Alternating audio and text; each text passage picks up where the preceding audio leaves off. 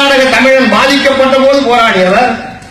ஈழத்தமிழனை வாய் திறந்து பேசினால் 7 ஆண்டுகள் கடுங்காவல் தண்டனை என்று சொன்ன பொழுது ஈழத்தமிழனை ஆதரித்து நான் பேசுவேன், எனக்கு பின்னால் என் பிள்ளை பேசுவான், என் பிள்ளைக்கு பின்னால் என் பேரன் பேசுவான் என்று சொன்ன ஒரே தலைவர் தமிழகத்தில் ஐயா அவர்கள். 7 ஆண்டுகள் என்றாலும் 70 ஆண்டுகள் திரைக்கு சென்றாலும் பேசுவேன் என்று சொன்னார்கள். இப்படி எத்தனை போராட்டங்கள், இதற்கு எல்லாவற்றுக்கும் பாராட்ட வேண்டும். ஆக நாம் மன திருப்திக்கு பாராட்டிக் கொண்டிருக்கின்றோம். ஆனால் ஐயாவின் மனசு திருப்தி அடைகிறது. ஏனென்றால் அவர் ஒரு போராளி. 50 ஆண்டு காலம் தமிழகத்தில் திராவிட கட்சியால் ஏற்பட்ட சீரழிவை போராடுவதற்கு இன்னும் எத்தனை ஆண்டு காலம் போராட வேண்டும் என்று தெரியவில்லை. போராடாமல் ஒரே கையெழுத்து மாற்றிவிடலாம்.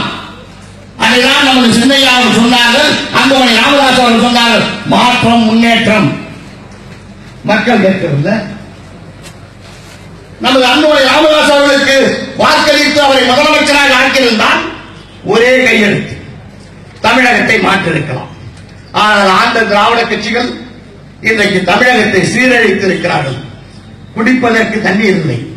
இன்றைக்கு ஆளுகின்ற கட்சி அது ஒரு கட்சியா? அது ஒரு அமைச்சரவையா? அந்த முதலமைச்சர் யார்?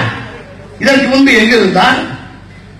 இதில் 2 பேர் சண்டை போடுகிறார்கள். இதில் யார் யோக்கியன் என்று. இருவரும் அயோக்கியன்.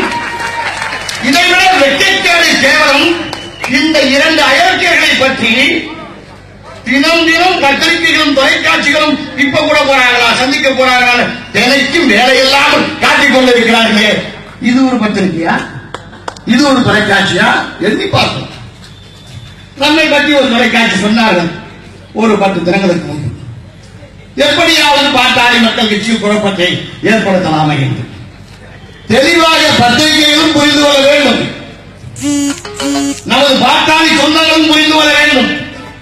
ஐயாவிடமிருந்து என்னை பிரிக்க வேண்டும் என்று சொன்னால் மரணம் ஒன்றுதான் எதுவாலும் என்னை பிடிக்க முடியாது. இப்படியெல்லாம் ஒரு ஆட்சி.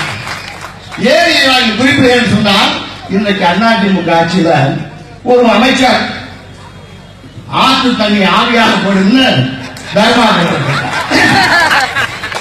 இந்த முட்டாளர்களுக்கு என்ன சொல்வது? என் முன்னேற்றத்தில் பாட்டலுக்கு இருந்த அறிவு கூட இல்லை.